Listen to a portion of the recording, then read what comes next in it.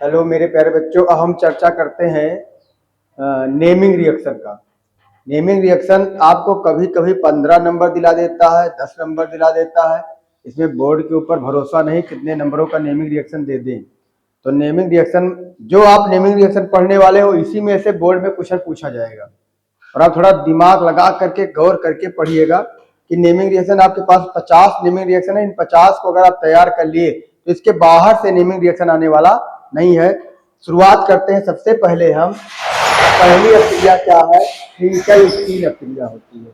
कौन सी अभिक्रिया है ये? हिंकल-स्टीन अभिक्रिया है। यहाँ अभिक्रिया में होता क्या है? इस अभिक्रिया में हैलोजन का विनिमय होता है, एक्सचेंज कर लिया जाता है हैलोजन। जैसे इसके पास ध्यान दीजिएगा, ये एल्किल क्या है? एल्किल क्लोराइड है। और यहाँ पर क्या हुआ? सोडियम आयोडाइड से क्रिया कराई गई। यानी जब हम किसी एल्किल हैलाइड की क्रिया सोडियम आयोडाइड से कराएंगे, मतलब हमको एल्किल आयोडाइड प्राप्त करना होगा, तो हम इस अभिक्रिया का प्रयोग करेंगे, हिंकल-स्टीन अभिक्रिया। हिंकल-स्टीन अभिक्रिया में होता क्या है? हम लोग एल्किल, अब यहाँ पर आप लोग CH3Cl भी रख सकते हैं। हमने लिया C2H5Cl, तो इसकी क्रिया करा रहे हैं किसके उपस्थित में? शुष्क एसीटोन के उपस्थित में। किसकी? शुष्क एसीटोन के उपस्थित में। जब हम किसी एल्किल हैलाइड की क्रिया सोडियम आयोडाइड से कराते हैं तो वहां पर हैलोजनों का विनिमय होता है और हमको एल्किल आयोडाइड प्राप्त हो जाता है। यह क्रिया जो हमारी होती है, यह क्रिया क्या क्रिया कहलाती है? यह क्रिया हमारी हिंकल-स्टीन अभिक्रिया कहलाती है। इसमें ध्यान रखे रहिएगा, इसमें हैलोजन विनिमय होता है, हैलोजन का एक्सचेंज होता है, विनिमय। और दूसरी चीज, इसमें उत्पाद के रूप में क्या बनेगा? इसमें उत्पाद के रूप में आयोडाइड बनेगा। तो हिंकल-स्टीन अभिक्रिया में क्या होगा? हिंकल-स्टीन अभिक्रिया में एल्किल आयोडाइड, एल्किल क्लोराइड की क्रिया सोडियम आयोडाइड से कराते हैं तो हमको क्या मिल जाता है? एल्किल आयोडाइड मिल जाता है। दूसरी अभिक्रिया हमारी क्या है? स्वार्स अभिक्रिया है। स्वार्स अभिक्रिया में हमको क्या कराना है? हमको किसी एल्किल फ्लोराइड का निर्माण करना है। एल्किल फ्लोराइड का निर्माण कैसे करेंगे? तो हम लोग यहाँ पर भी देखिए हैलोजन का विनिमय होगा। हमने क्या किया है? CH3Br और AgF की क्रिया कराई है। जब CH3Br और AgF यानी कि एल्किल ब्रोमाइड की क्रिया किससे? सिल्वर फ्लोराइड से कराते हैं तो यहाँ पर देखो, F यहाँ आया, Br इसके पास गया, इसमें भी हैलोजन का विनिमय हो रहा है। ये भी हैलोजन के विनिमय की क्रिया होती है। तीसरी अभिक्रिया हमारी क्या है? बुश अभिक्रिया है। बुश अभिक्रिया, फिटिंग अभिक्रिया, बुश फिटिंग अभिक्रिया, तीनों समझ लीजिए एक दूसरे के क्या है? एक दूसरे के भाई है, जुड़वा भाई है।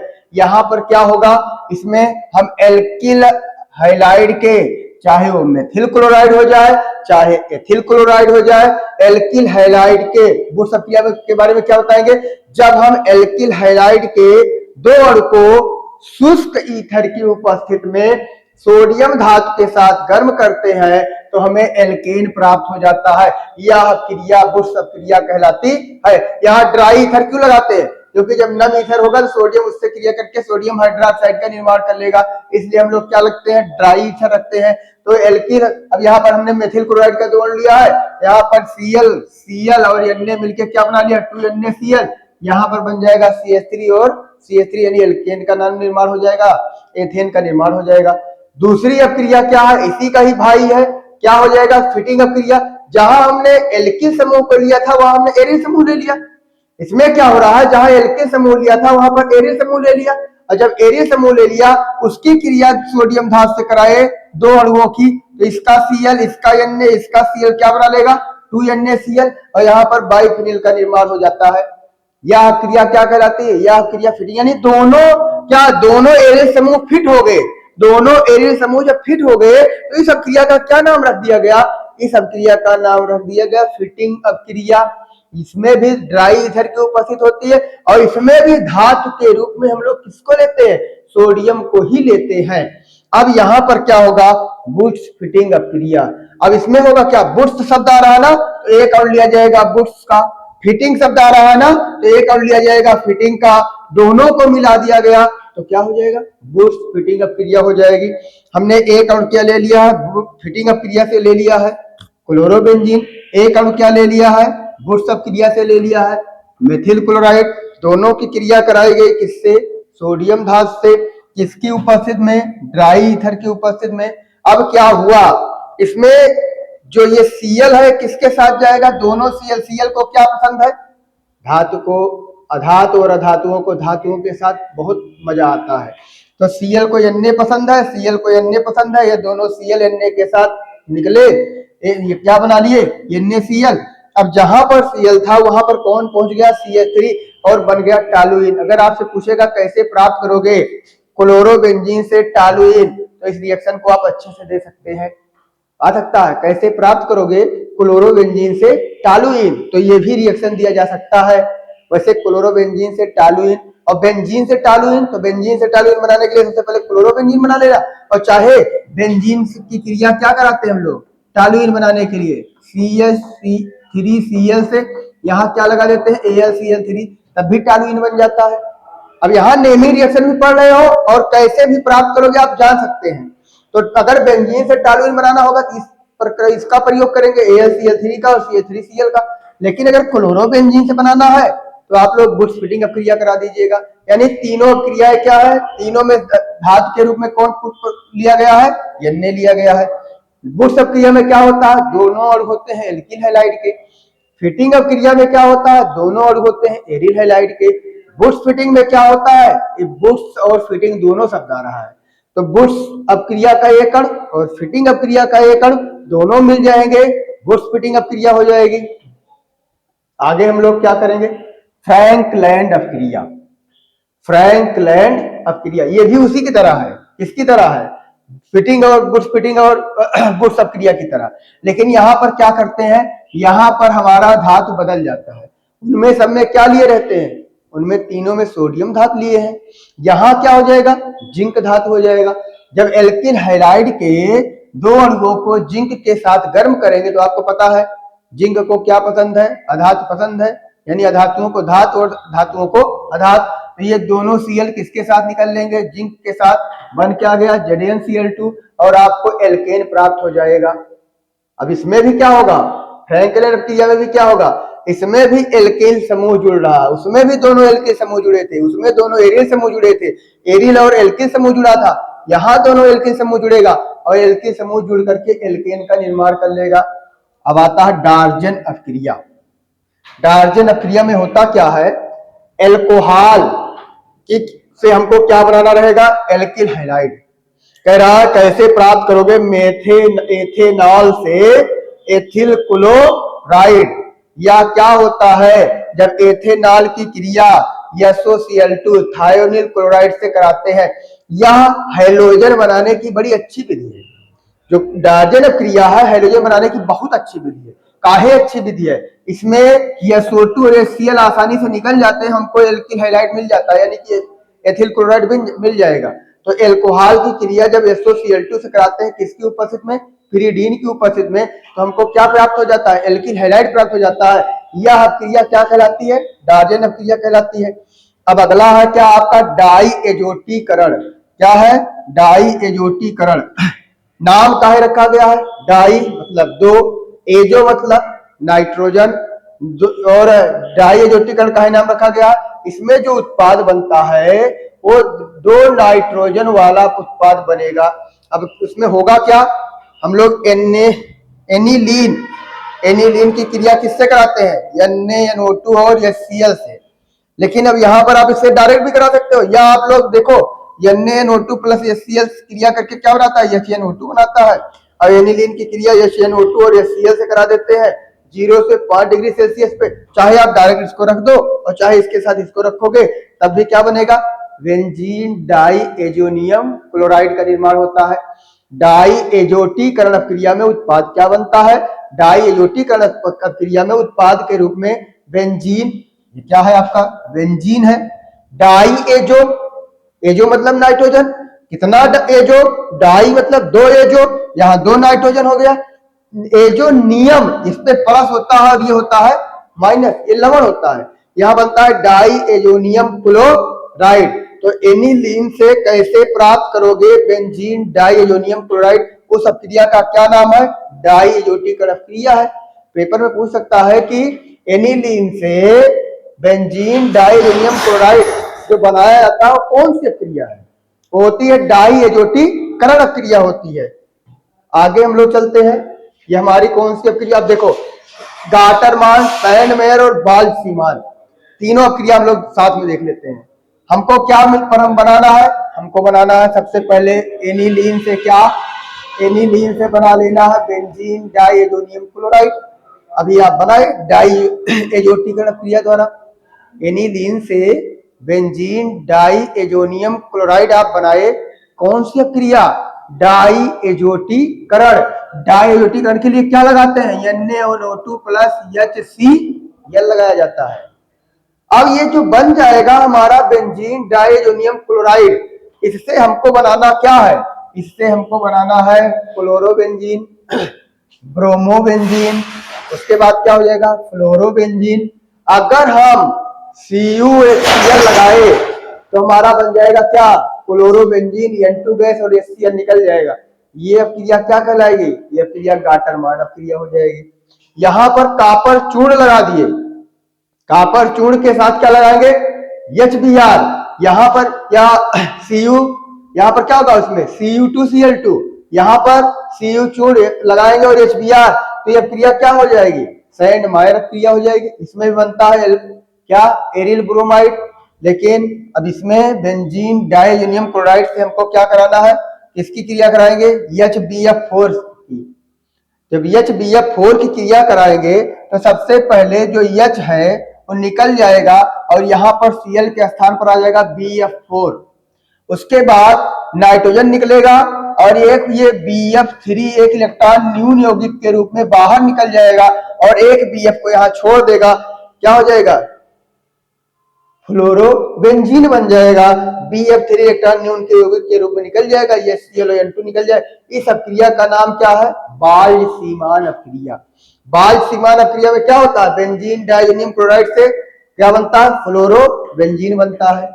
आगे आता है फ्रीडल क्राफ्ट अक्रिया, बहुत ही इंपॉर्टेंट अक्रिया है फ्रीडल क्राफ्ट अक्रिया।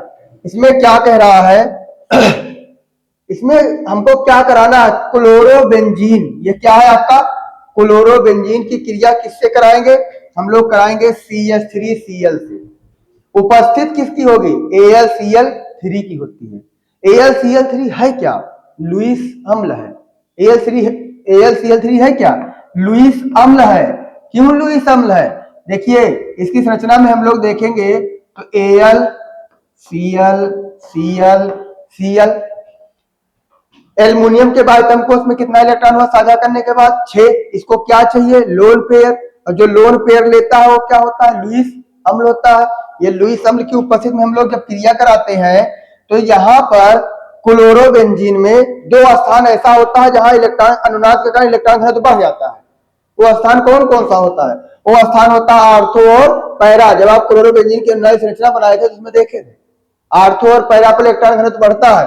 अब ये CH3Cl जो होगा AlCl3 के साथ जाएगा और बनाएगा क्या, CH3 पर प्लस और AlCl4 पर माइनस। अब ये CH3 जो है वो अटैक करेगा, किस पर अटैक करेगा, बेंजीन रिंग पर अटैक करेगा। कहां अटैक करेगा, जहां पर उसको इलेक्ट्रॉन घनत्व ज्यादा लगेगा। कहां कहां इलेक्ट्रॉन घनत्व ज्यादा है, आर्थो पर है और पैरा पर है। भाई आपके यहाँ तिजोरी में पैसा है, रुपया है, तो आपके यहाँ जो चोर आएगा कहाँ अटैक करेगा, तिजोरी पर ही तो अटैक करेगा, कि आपके जाकर के वहां पे टॉयलेट में अटैक करके ले जाएगा कुछ, वहां कौन सा अटैक होगा, वहां क्या मिल रहा है उसको, तिजोरी में पैसा है, तिजोरी पे अटैक करेगा वो। CH3 को क्या दिख रहा है, CH3 को दिख रहा है इलेक्ट्रॉन। अरे भैया हमारे पास तो कमी है इलेक्ट्रॉन की, हम इलेक्ट्रॉन देख रहे हैं, और इलेक्ट्रॉन देख रहे हैं तो हम अटैक कहाँ करेंगे, जहां पर इलेक्ट्रॉन ज्यादा होगा हम वही अटैक करके क्या बनाएंगे, उत्पाद बनाएंगे। इलेक्ट्रॉन का घनत्व ज्यादा कहां पर है, आर्थो पर और पैरा पर है, तो CH3 वही अटैक करेगा और आर्थो और पैरा उत्पाद बना देता है। यह क्रिया क्या कहलाती है। अब भाई यहां से जहां आर्थो और पैरा पर CH3 जा रहा वहां से H+ को निकालेगा। अब ये H+ आएगा और ये H+ है AlCl4 पर माइनस। अब ये Cl4 पर माइनस कहां से आया है, किसके कारण आया है, ये Cl- के कारण आएगा। और जब Cl- निकल जाएगा तो Cl- जो होगा H के साथ जाके क्या बना लेगा, ये Cl और AlCl3 का निर्माण कर लेता है। यहां पर आप ध्यान दीजिएगा, ये जो लुईस अम्ल है ये काम क्या करता है, इनको तोड़ने का काम करता है, तोड़ने का काम करेगा। और जब तोड़ने का काम करेगा, ये टूटेंगे तो अटैक करेंगे। देखिए जैसे कि किसी फिल्म में होता है कि कोई बहुत लड़का है जो बिल्कुल लापरवाह है, और जब लापरवाह है तो उसको सबक सिखाने के लिए उसके माँ बाप या कोई न कोई उसके साथ क्या करते हैं कि लगता है कि हम लोग उसके साथ गलत कार्य हो रहा है, लेकिन उसको सबक सिखाने, उसको आगे बढ़ाने के लिए किया था, उसको तोड़ देते हैं, बिल्कुल उसको अलग कर देते हैं, कहते घर से निकल जाओ, ऐसा करो वैसा करो। तो वो क्या होता है, जा करके या तो बन जाएगा तो बिगड़ जाएगा। दो काम होगा, या तो बनेगा या तो बिगड़ेगा। बाप की डांट से दो ही चीज होता है, या तो इंसान बनता ज्यादा है, बिगड़ता कम है, तो बनेगा या बिगड़ेगा। तो यहाँ पर इसका क्या हो गया, ये टूटा, इसके कारण टूटा है AlCl3 का, तो इसका अब इसको टूटा तो इसको क्या मिल गया भैया, अरे वाह, हमको तो दिख रहा है इलेक्ट्रॉन है ना, तो हम जाके उस पर अटैक कर लेंगे। वही हाल यहाँ पर भी होती है। यहाँ क्या होगा, बेंजीन रिंग AlCl3, इस पर Cl पर क्या आएगा माइनस, इस पर क्या आ जाएगा प्लस, और ये प्लस वाले को क्या दिखेगा, प्लस वाले को वही दिख रहा है क्या, यहाँ पर इलेक्ट्रॉन ज्यादा होगा, जहां इलेक्ट्रॉन ज्यादा होगा वहीं पर अटैक करेगा, तो जहां इलेक्ट्रॉन ज्यादा वहां पर अटैक करके उत्पाद बनाएगा। यह क्रिया क्या कहलाती है, एसिडीकरण कहलाती है। जब एसिटिल क्लोराइड की क्रिया बेंजीन से क्लोरोबेंजीन से कराते हैं, एसिटिल क्लोराइड की क्रिया क्लोरोबेंजीन से कराते हैं, तो वह होती है एसिडीकरण। आगे आता है विलियमसन संश्लेषण अभिक्रिया। विलियम दो तरीका है, अनवरत और विलियमसन। विलियमसन संश्लेषण में होता क्या है, अगर हमको सममित ईथर बनाना है, समान प्रकार का ही ईथर बनाना है, यानी कि दोनों एल्किल समूह जिसके में समान सममित ईथर की पहचान जान लो, जैसे CH3 है, O है, CH3 है, ये क्या हो गया, सममित ईथर हो गया। C2H5 है, O है, C2H5 है, यह क्या हो जाएगा, सममित ईथर हो जाएगा। दोनों सममित ईथर हो गए। मिश्रित ईथर CH3O C2H5 हो गया, यह क्या हो जाएगा, मिश्रित ईथर। अगर हमें सममित ईथर बनाना है, याद रखे रहिएगा आप लोग कौन सी अभिक्रिया कराइएगा, अनवरत विलियमसन संश्लेषण अभिक्रिया कराइएगा। अगर कैसा भी ईथर, चाहे जैसा ईथर बनाना हो, तब कौन सा कराएंगे, विलियमसन संश्लेषण अभिक्रिया कराएंगे। इसमें होता क्या है, एल्किल हैलाइड की क्रिया कराते हैं सोडियम एल्कोक्साइड से। एल्किल हैलाइड की क्रिया किससे कराते हैं, सोडियम एल्कोक्साइड से कराते हैं। जैसे यहाँ पर देखिए एथिल क्लोराइड है और ये क्या है, सोडियम मेथॉक्साइड है, इसकी क्रिया कराएंगे तो फिर वही चीज। धातुओं को क्या पसंद है, धातुओं को अधातु पसंद है, NaCl दोनों Na और Cl दोनों मिलकर निकल जाएंगे, यहाँ बनेगा क्या, C2H5OCH3। इतना याद रखिएगा, इन सब क्रियाओं में क्या होता है, धातुओं को ज्यादातर किसके ऊपर, किसकी तरफ आकर्षण होगा, धातु का अधातुओं की तरफ, और अधातु का धातुओं की तरफ, क्योंकि ये स्वार्थ है। स्वार्थ क्या है, जिसके पास प्लस है वो चाहेगा कि हम माइनस के पास जाएं, जिसके पास माइनस है वो चाहेगा हम प्लस के पास जाएं। तो यहाँ पर क्या होगा, एल्किल हैलाइड की क्रिया अगर सोडियम एथॉक्साइड या मेथॉक्साइड से कराते हैं तो ईथर का निर्माण होता है, यह क्रिया विलियमसन संश्लेषण क्रिया कहलाती है। अगला आता अनवरत में क्या होता है, इसमें शुष्क सिल्वर ऑक्साइड से क्रिया कराते हैं, और यहाँ पर एल्किल हैलाइड के जोड़ लेंगे। भाई मान लीजिए CH3 CH2 Cl है, इसका भी जोड़ लोगे तो जो ईथर बनेगा वो क्या बनेगा, दोनों समूह समान वाला बनेगा। इसलिए इसका प्रयोग कहाँ करेंगे, जब भी हमको क्या बनाना होगा, सममित ईथर बनाना होगा, और असममित ईथर बनाना है, सममित बनाना है, इसी का प्रयोग कर लो, चाहे जिसका प्रयोग कर सकते हैं आप लोग। आगे क्या होता है, राइमर-टीमैन अपक्रिया। राइमर-टीमैन अपक्रिया, राइमर-टीमैन अपक्रिया में होगा क्या, फिनॉल से आता है क्या, इसको बोलते हैं सैलिसिल्डिहाइड। फिनॉल से सैलिसिल्डिहाइड बनता है। इसमें इसका ट्रिक क्या होगा, इसका एक ट्रिक होता है, याद रखे रहिएगा, रमन का फीका पोहा सड़ा आलू। इस ट्रिक से आप इसको याद कर सकते हैं, बहुत ही इंपॉर्टेंट क्रिया है ये। रमन का फीका पोहा सड़ा आलू। रमन से मतलब क्या हो गया, राइमर-टीमैन। का मतलब क्या हो गया, का मतलब हो गया क्या, क्लोरोफार्म। का मतलब क्या हो जाएगा, क्लोरोफार्म। यहाँ पर चाहे का मतलब क्लोरोफार्म, ये यहाँ पर क्लोरोफार्म है। फी मतलब फिनॉल, चाहे इस का को साइलेंट रख दो, फी मतलब फिनॉल, का मतलब क्लोरोफार्म, पोहा मतलब पोटेशियम हाइड्रोक्साइड, आप लोग इससे भी याद कर सकते हो। रमन का मतलब क्या हो गया, राइमर्टिमेन। उसके बाद फी का मतलब क्या हो गया, फिनॉल। का मतलब क्या हो गया, क्लोरोफॉर्म। पो से पोटेशियम, हा से हाइड्रोक्साइड।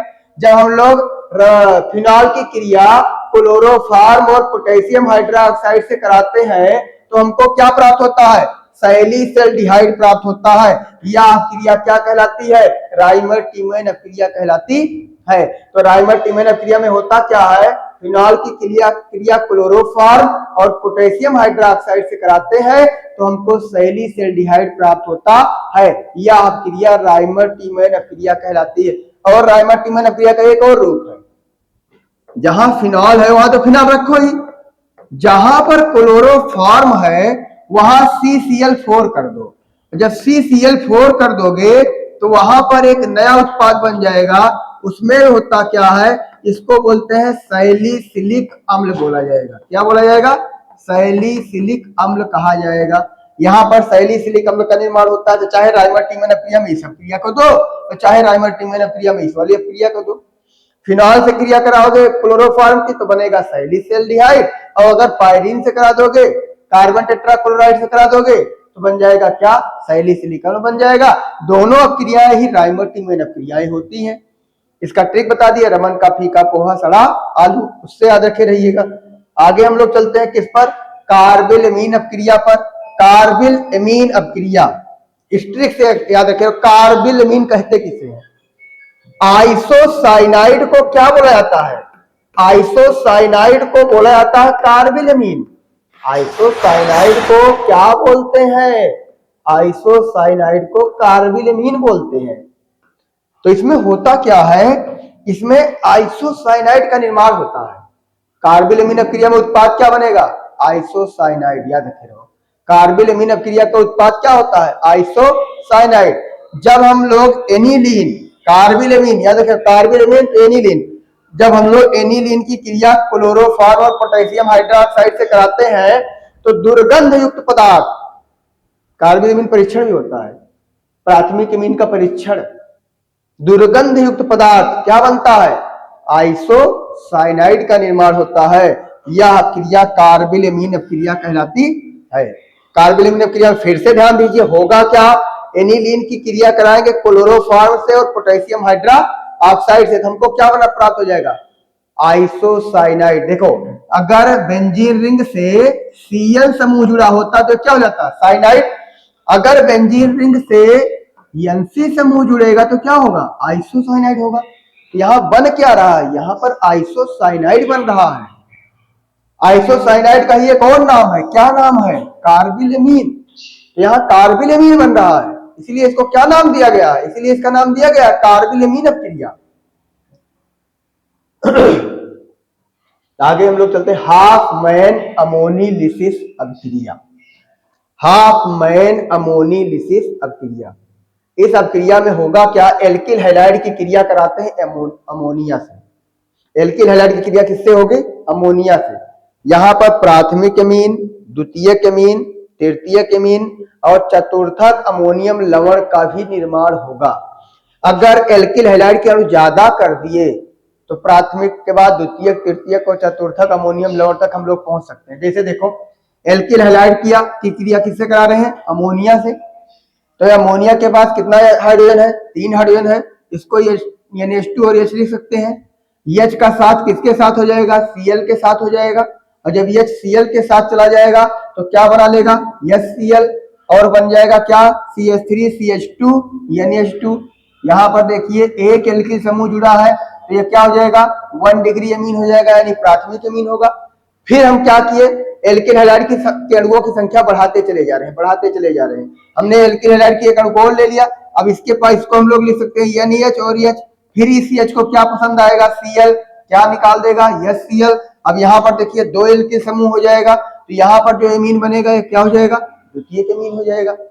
हमने कहा कि एल्किल हैलाइड ज्यादा ले लिए हैं, फिर एल्किल हैलाइड आ गया तो इसके पास क्या है, एल्किल समूह है, ये हैलोजन है, इस पर क्या होगा, माइनस, और यहाँ पर ये इसको H रहेगा, H और Cl मिलके क्या बनाएंगे, HCl निकल जाएगा। तब यहाँ क्या हो जाएगा, 1 एल्किल समूह, 2 एल्किल समूह, 3 एल्किल समूह। अब 3 एल्किल समूह के साथ कौन आ गया है, नाइट्रोजन तो इसको बोलेंगे तृतीयक अमीन, यानी ये प्राथमिक अमीन, एक एल के समूह है तो प्राथमिक अमीन, दो एल के समूह है तो द्वितीयक अमीन, तीन एल के समूह है तो तृतीयक अमीन बन जाएगा। यहाँ पर अब हो गई कौन सी अक्रिया, हो गई आपकी हाफमैन अमोनिलिसिस अभिक्रिया। हाफमैन अमोनिलिसिस अभिक्रिया, अमोनिलिसिस शब्द से याद करो, इसमें अमोनिया अटैक करेगा। आगे आपका आता है, ये एल्कीन से हेलो एल्केन बनाने की विधि है। एल्कीन से हेलो एल्केन बनाने की विधि है। हम लोग क्या करते हैं, किसी एल्कीन पर जब हाइड्रोजन अम्ल की क्रिया कराते हैं तो ये क्रिया दो तरीके से होती है। पहला तरीका क्या है, मार्कोनी-काफ का नियम, और दूसरा तरीका क्या है, एंटी मार्कोनी-काफ का नियम। मार्कोनी-काफ के नियम में क्या होता है, जब हम एल्कीन पर हाइड्रोजन अम्ल की क्रिया कराते हैं तो हाइड्रोजन अम्ल का ऋण आवेशित समूह, जैसे ये हाइड्रोजन अम्ल है, इस पर प्लस होगा, Br पर माइनस होगा। हाइड्रोजन अम्ल का ऋण आवेशित समूह उस कार्बन पर अटैक करता है, द्विआबंधित उस कार्बन पर अटैक करता है जहां पर हाइड्रोजन अणुओं परमाणुओं की संख्या कम होगी। उस हाइड्रोजन पर अटैक करेगा जहां पर हाइड्रोजन पर, उस कार्बन पर अटैक करेगा जहां पर हाइड्रोजन परमाणुओं की संख्या कम होगी। Br बताओ कहां अटैक करेगा, इस पे अटैक करेगा कि इस पे अटैक करेगा। आपका नियम क्या कह रहा है, मार्कोनी-काफ का नियम क्या कह रहा है कि हाइड्रोजन अम्ल का ऋण आवेशित समूह उस कार्बन पर अटैक करता है जहां पर हाइड्रोजन परमाणुओं की संख्या कम होती है। Br यहां अटैक करेगा, उत्पाद बनाएगा क्या, उत्पाद बनाएगा 1 2 3, इसका नाम हो जाएगा 2 ब्रोमो प्रोपेन। 2 ब्रोमो प्रोपेन किसके नियम से बनेगा, मार्कोनी-काफ के नियम से बनेगा। अगर क्वेश्चन आ जाएगा कि कैसे प्राप्त करोगे प्रोपीन से 2 ब्रोमो प्रोपेन, किसका नियम लगाओगे, मार्कोनी-काफ का नियम लगाओगे। लेकिन अगर यहीं पर ले आकर के एक और पदार्थ जोड़ दिए, पराक्साइड रख दिए, अगर पराक्साइड रख देंगे तो मार्कोनी-काफ के नियम का उल्टा हो जाएगा। अगर पराक्साइड रखोगे तो मार्कोनी-काफ के नियम का उल्टा हो जाएगा। मार्कोनी-काफ के नियम में क्या हुआ, मार्कोनी-काफ के नियम में ऋण आवेशित समूह उस कार्बन पर गया जहां पर हाइड्रोजन परमाणुओं की संख्या क्या थी, कम थी। लेकिन जब हम लोग पराक्साइड लगा देंगे तो ऋण आवेशित समूह द्विआबंधित, यहां कहना पड़ेगा क्योंकि हाइड्रोजन परमाणु की संख्या यहां ज्यादा है, हमको यह कहना है द्विआबंधित उस कार्बन पर जाता है ऋण आवेशित समूह जहां पर हाइड्रोजन परमाणुओं की संख्या ज्यादा होती है। यहां पर द्विआबंधित कार्बन है, इसमें Br कहां जाएगा, एंटी मार्कोनी-काफ के नियम से आप बताओ दिमाग लगा करके, Br वहां जाएगा जहां पर हाइड्रोजन परमाणुओं की संख्या ज्यादा होगी। Br को ये दिखेगा, यहां जाएगा, अटैक करेगा तो यहां पर क्या बनाएगा, 1 ब्रोमो प्रोपेन का निर्माण करेगा। इस प्रभाव को पराक्साइड प्रभाव अथवा खैरस प्रभाव भी कहा जाता है। इस अभिक्रिया को हम लोग, इस प्रभाव को पराक्साइड प्रभाव या खैरस प्रभाव कहते हैं। अब आपके लिए क्वेश्चन आ जाए, कैसे प्राप्त करोगे प्रोपीन से 2 ब्रोमोप्रोपेन 1 ब्रोमोप्रोपेन, तो 2 ब्रोमोप्रोपेन प्राप्त करोगे किससे, मार्कोनी-काफ के नियम से। 1 ब्रोमोप्रोपेन प्राप्त करोगे किससे, एंटी मार्कोनी-काफ के नियम से। इसी को पराक्साइड प्रभाव भी कहते हैं और इसी का दूसरा नाम है खैरस प्रभाव। क्या नाम है, खैरस प्रभाव। आगे आपका आता है हुंसडीकर अपक्रिया। हुंसडीकर अपक्रिया में होता क्या है, हुंसडीकर अपक्रिया में एक होता है सिल्वर साल्ट और यहां पर होता है क्या, डाइब्रोमीन। सिल्वर साल्ट होता है और क्या होता है, डाइब्रोमीन। हमको एल्किल ब्रोमाइड प्राप्त हो जाता है। इसमें होगा क्या, सिल्वर साल्ट। तो जैसे यह क्या, सिल्वर है Ag, और ये देखिए CH3COOH, इसको हटाएंगे, यहां पर एक आएगा मूलक ऋण आवेशित, इसकी क्रिया Ag से हो जाएगा तो ये हो जाएगा सिल्वर का साल्ट यानी लवण बन जाएगा। तो सिल्वर साल्ट की क्रिया किससे कराते हैं हम लोग, ब्रोमीन से कराते हैं। जब सिल्वर साल्ट की क्रिया ब्रोमीन से कराते हैं तो बनता क्या है, मेथिल ब्रोमाइड का निर्माण होता है। अब मेथिल ब्रोमाइड का निर्माण हो रहा है, लेकिन इसका ट्रिक थोड़ा याद रखे रहिएगा। इसका एक ट्रिक होता है, सीसा हो या दिलबर, बड़ा आसान तरीका है, टूट जाता है। शीशा हो या दिलबर टूट जाता है। यहां शीशा शब्द का मतलब क्या है? शीशा शब्द का मतलब है सिल्वर साल्ट, सिल्वर साल्ट। दिलबर का मतलब क्या है? डाइब्रोमीन। क्या है? डाइब्रोमीन। भाई दिलबर यानी कि डाइब्रोमीन, ट्रिक में याद रखिएगा, शीशा हो या दिलबर। दिलबर टूटता है, किसी का दिल टूटेगा, यानी कि दिल टूटा, वो टूटा, अब वो टूटेगा तो उसको क्या होगा? कुछ नहीं सूझेगा। तो क्या मान लीजिए शीशे के सामने बैठा हुआ है, उसको अपना ही चेहरा बुरा लगता है। जब किसी का दिल टूट जाता है ना, तो उसको अपना ही चेहरा बुरा लगता है। वो शीशे में अपना चेहरा देख रहा है तो शीशे को भी तोड़ देगा। अब यहाँ पर डाइब्रोमीन टूटेगा बीआर और बीआर में, अब सिल्वर साल्ट यानी शीशे को भी तोड़ेगा, तो शीशा 3 खंड में टूट जाएगा। 1 2 3, एक खंड इसके साथ गया, AgBr बनाया, एक खंड इसके साथ गया, CH3Br बनाया, और क्या हो जाएगा? CO2 गैस निकल जाती है। यह क्रिया क्या कहलाती है? हुंसडी-कर क्रिया कहलाती है। आज आता है सैडजेव का नियम। सैडजेव का नियम संबंधित किससे है? सैडजेव का नियम संबंधित है बीहाइड्रोहेलोजनीकरण से। किससे संबंधित है? बीहाइड्रोहेलोजनीकरण से संबंधित है। इसमें क्या होता है? बीहाइड्रोहेलोजनीकरण कराते हैं तो 2 तरीके का उत्पाद बनता है। जैसे आपका है CH3 CH Cl CH2 CH3। अब इसका बीहाइड्रोहेलोजनीकरण कराते हैं तो 2 तरीके का उत्पाद बनता है। क्या जरूरी है यही H दे? जब मान लीजिए ये वाला H दे रहा है तो उत्पाद क्या बनेगा? CH2 double bond CH, CH2 bond CH3। अगर ये वाला हाइड्रोजन देगा तो उत्पाद क्या बनेगा? CH3 CH double bond CH CH3। इसको बीटा निराकरण नाम से भी जाना जाता है। अब ये इसमें पता करना है हमको कौन सा उत्पाद हमारा जो होगा वो मुख्य उत्पाद होगा। तो सैडजेव साहब ने क्या बताया है? जिस यौगिक में एल्किल समूहों की संख्या ज्यादा होती है वह उत्पाद हमारा मुख्य उत्पाद होता है। इसमें 2 एल्किल समूह है, एल्किल समूहों की संख्या ज्यादा है, नीचे वाला उत्पाद हमारा मुख्य उत्पाद होगा, ऊपर वाला उत्पाद हमारा क्या होगा?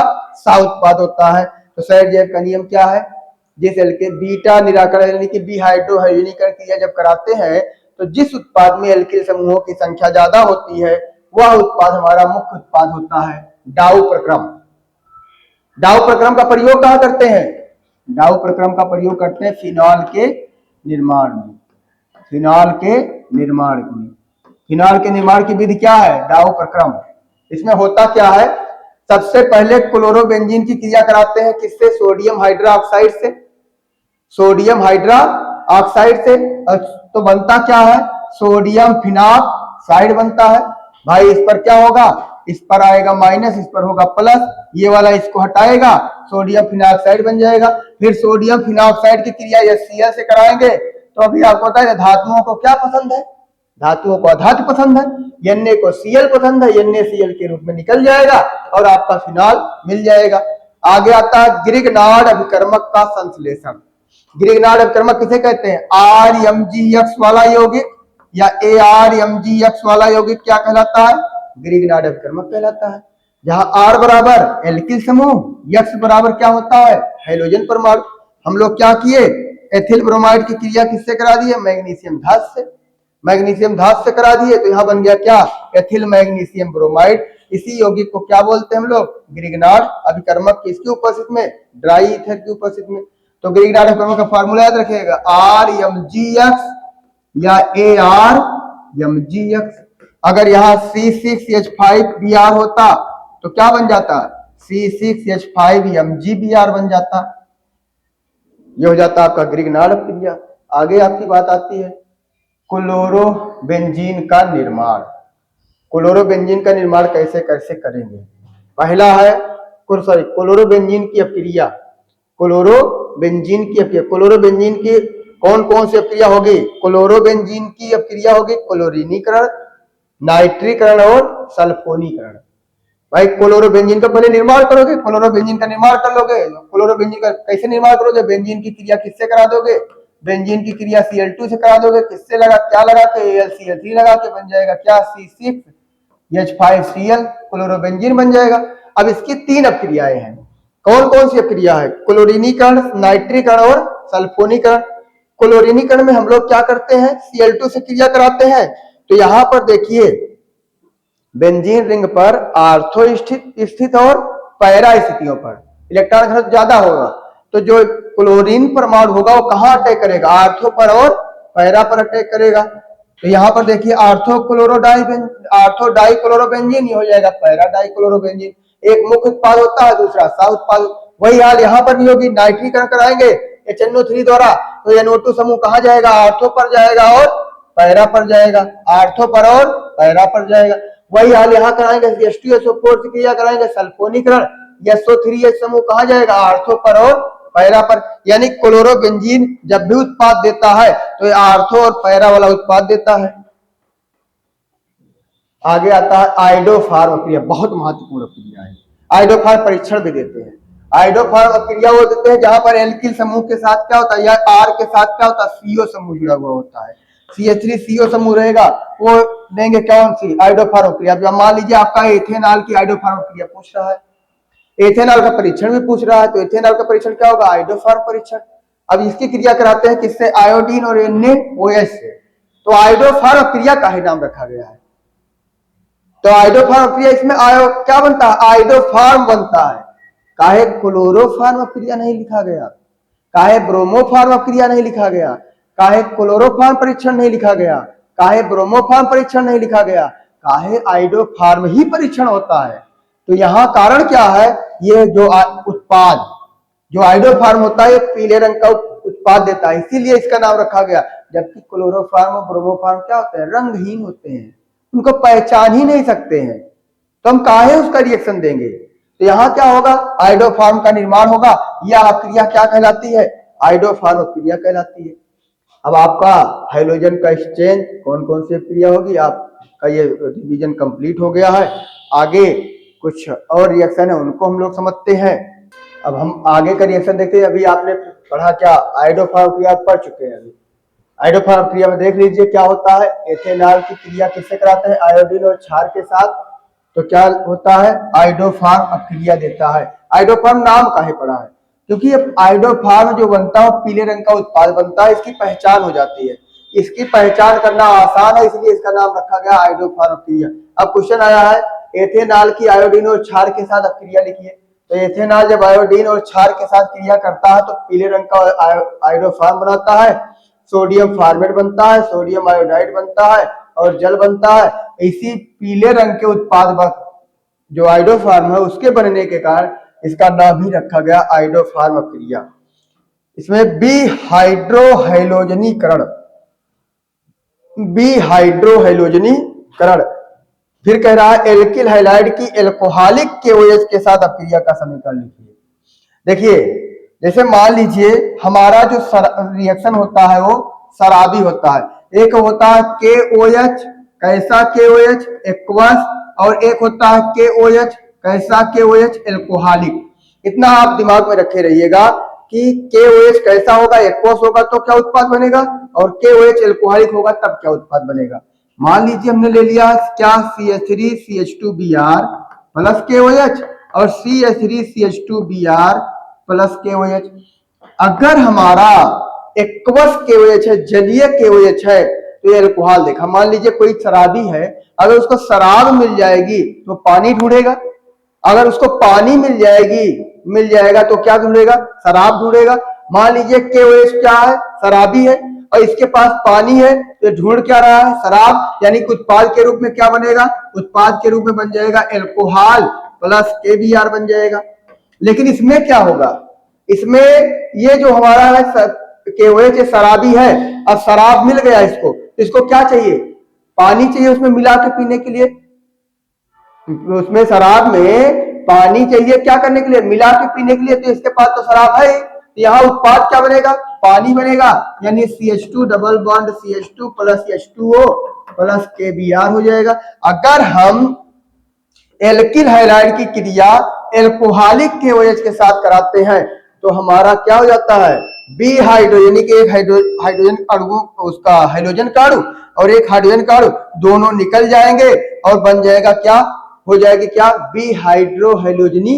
हाइड्रोजन भी निकलेगा और हेलोजन भी निकलेगा, दोनों का निकलना क्या कहलाएगा, साथ साथ निकलेगा, इसीलिए इसका नाम रखा जाएगा क्या, बी हाइड्रोहेलोजनीकरण। और क्या देता है, एल्कीन देता है। आगे हमारा रिएक्शन है बी हाइड, अब यहां देखो हाइड्रोजनीकरण लिखा है, हाइड्रोजनीकरण नहीं होगा, बी हाइड्रोजनीकरण होगा। क्या होगा, बी हाइड्रोजनीकरण होगा। बी हाइड्रोजनीकरण मतलब क्या होता है, हाइड्रोजन के अणु का निकलना, हाइड्रोजन का निकलना क्या कहलाता है, बी हाइड्रोजनीकरण। अगर हम एल्कोहल पर क्या प्रवाहित करते हैं, कापर को गर्म, उसको कापर को प्रवाहित करते हैं, कापर मिलाते हैं किस पर, किस ताप पर, 300 डिग्री सेल्सियस पर। अगर हम कापर या कह सकते हैं कापर के ऊपर 300 डिग्री सेल्सियस पर एल्कोहल प्रवाहित करते हैं, एल्कोहल की वाष्प प्रवाहित करते हैं, तो होगा क्या, यहां से एल्कोहल से हाइड्रोजन का अणु क्या होगा, निकल जाएगा। एक चीज याद रखे ना, अगर हाइड्रोजनीकरण कराना है, हाइड्रोजन को जोड़ना है, जैसे मान लीजिए कहीं पर हाइड्रोजन को लेकर जोड़ना है तो वहां पर निकिल लगाएंगे, इन करना है, हाइड्रोजन को इन करना है तो क्या लगाएंगे, निकिल, और हाइड्रोजन को निकालना है तो क्या लगाएंगे, कापर। इतना दिमाग में बिठाए रहना। कहीं हाइड्रोजन को जोड़ना है तो क्या लगा देंगे, निकिल, और कहीं से हाइड्रोजन को निकालना है तो क्या लगाएंगे, कापर। अब यहाँ देखो कापर के द्वारा क्या होगा, यहाँ से हाइड्रोजन का निकल जाएगा और हाइड्रोजन का निकल जाएगा तो क्या बन जाएगा, एल्डिहाइड बन जाएगा। इस अपक्रिया को क्या बोलेंगे, अल्फा निराकरण। वहां कौन सी थी, बीटा निराकरण, यहाँ कौन सा है, अल्फा निराकरण। यानी हाइड्रोजन का निकलना क्या कहलाता है, बी हाइड्रोजनीकरण कहलाता है, बी हाइड्रोजनीकरण कहलाता है। अगला आता है रासिक प्रक्रम। ये क्लोरोबेंजीन से फिनॉल के निर्माण की विधि होती है, क्लोरोबेंजीन से फिनॉल के निर्माण की विधि होती है। इसमें क्लोरोबेंजीन से सबसे पहले हम लोग क्या, सॉरी, बेंजीन से फिनॉल के निर्माण की विधि होती है। क्लोरोबेंजीन से भी बना सकते हैं, यहाँ का रिएक्शन क्या होगा, क्लोरोबेंजीन से फिनॉल होगा। इसमें क्या होगा, बेंजीन से फिनॉल बनाएंगे रासायनिक प्रक्रम में, तो होगा क्या, सबसे पहले बेंजीन की क्रिया ये Cl और ऑक्सीजन से कराएंगे तो हमको क्या मिल जाएगा, क्लोरोबेंजीन। क्लोरोबेंजीन की क्रिया क्या करा देंगे, जलवाष्प से 425 डिग्री सेल्सियस पर, तो हमको क्या मिल जाएगा, फिनॉल मिल जाएगा। यह प्रक्रम क्या होता है, रासिक प्रक्रम। अब रासिक प्रक्रम का प्रयोग कहां करते हैं, फिनॉल के निर्माण में करते हैं। आगे साटन-बॉमेन अपक्रिया, साटन-बॉमेन अपक्रिया, साटन-बॉमेन अपक्रिया में फिनॉल की बेंजोइल क्लोराइड से क्रिया कराते हैं। जब फिनॉल की बेंजोइल क्लोराइड से क्रिया कराते हैं तो यह क्रिया क्या कहलाती है, साटन-बॉमेन अपक्रिया कहलाती है। फिनॉल की बेंजोइल क्लोराइड से अपक्रिया क्या कहलाती है, साटन-बॉमेन अपक्रिया कहलाती है। फिर आता है युग्मन अपक्रिया। युग्मन मतलब क्या होता है, युग्म, जुड़ना। युग्मन अपक्रिया में क्या होता है, फिनॉल की क्रिया हम लोग किससे कराते हैं, बेंजीन डाइअमोनियम क्लोराइड से कराते हैं, तो दोनों समूह क्या हो जाते हैं, जुड़ जाते हैं, उपस्थित क्या होगी, NaOH की। यह क्रिया क्या कहलाती है, युग्मन अपक्रिया कहलाती है। भाई यहाँ का H और यहाँ का क्या हो जाएगा, OH और Cl निकल जाएंगे, सही। इसका H यहाँ से OH नहीं निकलेगा, यहाँ से H निकलेगा, इसका Cl निकलेगा, यहाँ करके जुड़ जाएगा, युग्मन कपल बन जाएगा, इसको कपलिंग रिएक्शन बोलते हैं। आगे कोल्बे स्मिट अपक्रिया। कोल्बे स्मिट अपक्रिया में भी देखिए क्या होगा, फिनॉल की क्रिया कराएंगे सोडियम हाइड्रोक्साइड से, फिनॉल अम्लीय होगा, सोडियम हाइड्रोक्साइड क्षारक है, बनाएगा क्या, एक लवण बनाएगा सोडियम फिनॉक्साइड, इस पे कार्बन डाइऑक्साइड गैस प्रवाहित करेंगे, क्या बन जाएगा, ये बन जाएगा क्या, फिनॉल। और इसका क्या नाम है बताइए, इसका नाम है सोडियम सैलिसिलेट बन जाएगा। ये सैलिसिलिक अम्ल है, सोडियम सैलिसिलेट बन जाएगा। सोडियम सैलिसिलेट से आगे क्या बन जाएगा, सैलिसिलिक अम्ल बन जाएगा। यह क्रिया क्या कहलाती है, कोल्बे स्मिट क्रिया कहलाती है। सोडियम फिनॉक्साइड से सैलिसिलिक अम्ल के निर्माण की क्रिया होती है। यानी फिनॉल से सबसे पहले बनाएंगे सोडियम फिनॉक्साइड, सोडियम फिनॉक्साइड से बनेगा सोडियम सैलिसिलेट, और सोडियम सैलिसिलेट से बन जाएगा क्या, सैलिसिलिक अम्ल बन जाएगा। आगे हमारा क्या है, स्टीफन अपक्रिया, एल्किल साइनाइड का अपचयन। एल्किल साइनाइडों का अपचयन कौन सी अपक्रिया के द्वारा कराते हैं, स्टीफन अपक्रिया के द्वारा कराते हैं। एल्किल साइनाइड की FeNCl2HCl से अपचयन कराते हैं तो वो हमारा उत्पाद बनता है, फिर इसका क्या कराते हैं, अम्लीय अपघटन करा देते हैं, तो हमको क्या मिल जाता है, ये हो जाता है क्या, प्रोपेनोल डिहाइड बन जाता है, यानी एल्डिहाइड बन जाता है। एल्किल साइनाइड का अपचयन एल्डिहाइड में कराते हैं, यह अपक्रिया क्या कहलाती है? स्टीफन अपक्रिया कहलाती है। रोजेनमुंड अपचयन, क्वेश्चन बहुत इंपॉर्टेंट है, बोर्ड में कई बार आ चुका है। एसिटिल क्लोराइड या एसिड क्लोराइड, चाहे बेंजो, यहाँ पर बेंजोइल क्लोराइड ले लो या यहाँ पर ले लो क्या CH3COCl। यहाँ पर हम लोग क्या करते हैं, PD यहाँ पर आएगा क्या H2 PDBaSO4 और उबलती हुई जाइलीन, क्या होती है? उबलती हुई जाइलीन माध्यम में हम लोग अपक्रिया कराते हैं तो हमको क्या प्राप्त हो जाता है? एल्डिहाइड प्राप्त होता है। अगर एस्टिल क्लोराइड लोगे तो एस्टल्डिहाइड पर मिलेगा, अगर बेंजोइल क्लोराइड लोगे तो बेंजल्डिहाइड बनेगा। तो ये क्या है? किसी एसिड क्लोराइड से एल्डिहाइड बनाने का सबसे अच्छा तरीका है ये क्या? रोजेनमुंड अपचयन। इसमें पीडी जो होता है उत्प्रेरक का कार्य करता है और BaSO4 क्या करता है? उत्प्रेरक विष का कार्य करता है। क्योंकि जो एल्डिहाइड है तुरंत अपचयित हो सकता है किसमें? अल्कोहल में। तो ये BaSO4 काम क्या करेगा? उस एल्कोहल में अपचयन को रोक देगा। भैया हमें एल्डिहाइड बनाना है, एल्डिहाइड मिल गया, तुम काहे अल्कोहल के पास जाए? तो ये रोक देगा कि भैया तुम एल्कोहल में ना बदलो, तुम्हें कहां तक बदलना है? केवल एल्डिहाइड तक ही बदलना है। रोजेनमुंड अपचयन होता है ये। एस्टरीकरण, एस्टर के निर्माण की क्रिया क्या कहलाती है? एस्टरीकरण कहलाती है। एस्टर का निर्माण होगा तो उसे क्या बोलेंगे? एस्टरीकरण। जैसे देखो एस्टिक अम्ल की क्रिया कराते हैं किससे? एथेनॉल से। तो जब एस्टिक अम्ल की क्रिया एथेनॉल से कराते हैं तो हमको मिल क्या जाता है? एस्टर मिल जाता है। तो एस्टर के निर्माण की क्रिया क्या कहलाती है? एस्टरीकरण कहलाती है। आप हाई स्कूल से पढ़ते आ रहे हैं एस्टरीकरण क्रिया। तो यहाँ पर एस्टिक अम्ल की क्रिया एथेनॉल से कराएंगे तो क्या बन जाएगा? एस्टर बन जाएगा। यह क्रिया क्या कहलाती है? एस्टरीकरण। कह रहा है कार्बोक्सिलिक अम्ल और एल्कोहल की क्रिया। ये कार्बोक्सिलिक अम्ल और एल्कोहल परस्पर क्रिया करके क्या बनाते हैं? एस्टर। तो यह क्रिया क्या होती है? एस्टरीकरण होता है। एल्डॉल संघनन, एल्डॉल संघनन, एल्डॉल नाम बता रहा है, एल्डॉल यानी एल्डिहाइड समूह के साथ साथ एल्कोहल भी होगा तो उसको क्या बोलेंगे? एल्डॉल बोला जाएगा। एल्डॉल संघनन की शर्त क्या है? ये यहाँ टर्म एंड कंडीशन होती है। एल्डॉल संघनन की शर्त क्या होती है? एल्डॉल संघनन की शर्त होती है इसमें अल्फा हाइड्रोजन वाला एल्डिहाइड होगा। अल्फा हाइड्रोजन वाला एल्डिहाइड होगा, अल्फा हाइड्रोजन युक्त एल्डिहाइड होगा। जैसे आपका देखो ये एस्टल्डिहाइड है, CH3C डबल बॉन्ड O, उसके बाद क्या हो जाएगा? यहां पर H हो जाएगा प्लस CH3, इसको H2 लिख सकते हैं, C डबल बॉन्ड O, उसके बाद H हो जाएगा। इसका H इसके पास अटैक कर लेगा, बनाएगा क्या? CH3COH H CH2 CHO। अब ये देखो क्या है? ये एल्डिहाइड भी समूह है और एल्कोहल भी समूह है। इसी को बोलेंगे क्या? एल्डॉल बोला जाएगा। इसी का क्या नाम है? एल्डॉल संघनन। एल्डॉल के बनने की क्रिया क्या कहलाती है? एल्डॉल संघनन कहलाती है। तो उसकी शर्त क्या है? जब हम अल्फा हाइड्रोजन युक्त दो एल्डिहाइड को तन NaOH के साथ गर्म करते हैं तो हमें क्या बन मिलता है? देखिए क्रियात्मक समूह, पहला क्रियात्मक समूह अल्फा हो, लगा कार्बन अल्फा होगा, दूसरा कार्बन क्या होगा? बीटा। ठीक है, बीटा पर ऑल समूह आ जाएगा, यानी जो OH समूह होगा वो किस कार्बन पर होगा? बीटा पर होगा। इसी को बोला जाएगा एल्डॉल। अब इसको जब निर्जलीकरण कराते हैं तो क्या बन जाता है? इसका या तो इसका OH निकल के क्या दे देता है? एल्कीन दे देता है। तो ये हो जाता है एल्डॉल संघनन। स्मिट अपक्रिया, हाइड्रोजोइक अम्ल से क्रिया कराते हैं। ये कार्बोक्सिलिक अम्ल से क्या बनाने की? एमीन बनाने की विधि भी है।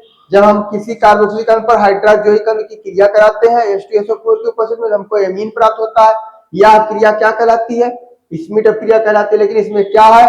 जितना कार्बन का कार्बोक्सिलिक अम्ल होगा उससे एक कार्बन वाला कम कार्बन वाला हमारा क्या बनेगा? एमीन बनेगा। आगे आता हाफ मैन ब्रोमेमाइड अपक्रिया। हाफ मैन ब्रोमेमाइड अपक्रिया, इस अपक्रिया का प्रयोग वहां करना है जहां एमाइड से एमीन बनाना होगा। इसमें भी क्या होगा? इसमें भी जितना कार्बन वाला एमाइड होगा उससे कम एक कम कार्बन वाला क्या बनेगा? एमीन बनेगा। जैसे क्या है? ये बेंजेमाइड है, यहां क्या हो गया? एनिलीन हो गया। तो हम लोग करते क्या है कि एमाइड की क्रिया ब्रोमीन और KOH से कराते हैं तो हमको क्या प्राप्त होता है, एमीन प्राप्त होता है। यह क्रिया क्या कहलाती है, हाफ माइन ब्रोमीमाइड क्रिया कहलाती है। कह रहे ना, एमाइड से प्राथमिक एमीन का निर्माण की विधि है। आगे आपका गैब्रियल थैलेमाइड क्रिया। गैब्रियल थैलेमाइड क्रिया में होता क्या है, ये किसके निर्माण की विधि है, ये आपके प्राथमिक एमीन के निर्माण की विधि है। ये क्या है, प्राथमिक एमीन के निर्माण की विधि है। ये आपका थैलेमाइड है। क्या है, थैलेमाइड है। इसकी क्रिया KOH से कराएंगे, पोटेशियम थैलेमाइड, फिर बन जाएगा क्या, एल्किल थैलेमाइड। ठीक है, फिर ये आपकी क्रिया NaOH से कराएंगे तो हमारा प्राथमिक एमीन अलग हो जाएगा। यह प्राथमिक एमीन के बनाने की विधि है, इसी का नाम है गैब्रियल थैलेमाइड संश्लेषण। यानी थैलेमाइड से क्या निर्माण किया जाएगा, प्राथमिक एमीन। तो थैलेमाइड ये है तो आपका थैलेमाइड, ये थैलिक अम्ल से बना हुआ है। थैलिक अम्ल का फार्मूला क्या होता है, C double bond OH, C double bond, इसको बोलते हैं थैलिक अम्ल। और इससे क्या बनता है, थैलेमाइड बन जाता है, याद रखे रहना, गैब्रियल थैलेमाइड क्रिया। आगे आपका क्या है, कैनिजारो क्रिया, बहुत इंपॉर्टेंट क्रिया है कैनिजारो क्रिया। इसकी शर्त क्या है, इसमें भी टर्म एंड कंडीशन होती है। वे एल्डिहाइड देते हैं कैनिजारो क्रिया जिनके पास अल्फा हाइड्रोजन परमाणु नहीं होता है, यानी अल्फा हाइड्रोजन परमाणु रहित एल्डिहाइड कैनिजारो क्रिया देते हैं, और अल्फा हाइड्रोजन परमाणु सहित एल्डिहाइड एल्डाल संघनन देते हैं। तो यहाँ पर देखिए HCHO प्लस NaOH, यहाँ दो और HCHO का लिए हो, HCHO। यहाँ पर होगा क्या, देखिए इस एल्डिहाइड में क्या है, अल्फा हाइड्रोजन नहीं है, इसमें भी अल्फा हाइड्रोजन नहीं है। एक और होता है C6H5CHO, बेंजल्डिहाइड में भी अल्फा हाइड्रोजन नहीं होता है। बेंजल्डिहाइड जो है अल्फा हाइड्रोजन रहित है, तो यहाँ पर इनमें दोनों में अल्फा हाइड्रोजन नहीं होता है। जब हम लोग इसकी NaOH से क्रिया कराएंगे, तल क्षार से क्रिया कराएंगे, तो एक अणु का क्या होगा, ऑक्सीकरण, और एक अणु का क्या होगा, अपचयन। यानी कि एक अणु हमको मिल जाएगा क्या, CH3OH का, और एक अणु मिल जाएगा क्या, उसका कार्बोक्सिलिक अम्ल के व्युत्पन्न का। इसका नाम हो जाएगा सोडियम फॉर्मेट। यानी कि देखिए एल्डिहाइड से क्या बन रहा है, एल्कोहल, इसका हो रहा है अपचयन, और एल्डिहाइड से क्या बन रहा है, कार्बोक्सिलिक अम्ल का लवण, इसका हो रहा है ऑक्सीकरण। बताया गया एल्डिहाइड से एल्कोहल, एल्डिहाइड से एल्कोहल अपचयन, और एल्डिहाइड से कार्बोक्सिलिक अम्ल ऑक्सीकरण। तो यहाँ पर क्या होता है, जब फॉर्मेल्डिहाइड के दो अणु की क्रिया सोडियम धातु से कराते हैं तो यहाँ पर बन जाता है क्या है, यहाँ पर एक अणु का ऑक्सीकरण हो जाएगा तो वो बनेगा सोडियम फॉर्मेट, और एक अणु का अपचयन होगा तो एल्कोहल का निर्माण होगा। एक क्वेश्चन यहाँ पर है, आप ध्यान दीजिएगा कि आपका क्लोरल है CCl3CHO, इसमें अल्फा हाइड्रोजन नहीं है, फिर भी ये कैनिजारो क्रिया नहीं लेता है। क्यों, क्योंकि ये NaOH के साथ मिलकर के क्या बना लेता है, हेलोफॉर्म यानी क्लोरोफॉर्म का निर्माण कर लेगा, इसलिए कैनिजारो क्रिया नहीं देगा। आगे क्रॉस कैनिजारो क्रिया, अगर समान प्रकार के एल्डिहाइड है तो क्या देंगे, कैनिजारो क्रिया देंगे। अगर अलग अलग प्रकार का एल्डिहाइड है हमारा तो क्या देगा, क्रॉस कैनिजारो क्रिया देगा। जैसे देखिए यहाँ पर दो फॉर्मेल्डिहाइड के ही अणु है, ये कौन सी क्रिया देगा, कैनिजारो। अब यहाँ पर क्या होगा, एक हो गया फॉर्मेल्डिहाइड, एक हो गया बेंजल्डिहाइड, दोनों अल्फा हाइड्रोजन परमाणु रहित है, NaOH से क्रिया करेंगे तो क्या बनेगा, एक अणु बनेगा कार्बोक्सिलिक अम्ल का लवण, और दूसरा अणु बन जाएगा एल्कोहल। तो जो बड़ा समूह होगा उसका होगा अपचयन, और छोटे समूह का होता है ऑक्सीकरण। यहाँ क्रॉस कैनिजारो क्रिया हो जाती है। आगे हमारा क्लीमेंसन अपचयन, क्लीमेंसन अपचयन, एल्डिहाइड की क्रिया जब हम लोग जिंक अमलगम और HCl से कराते हैं तो इसका क्या होता है, एल्डिहाइड का अपचयन होता है, और एल्डिहाइड का अपचयन किसमें हो जाता है, एल्केन में हो जाता है। एल्डिहाइड का अपचयन किसमें हो जाता है, एल्केन में हो जाता है।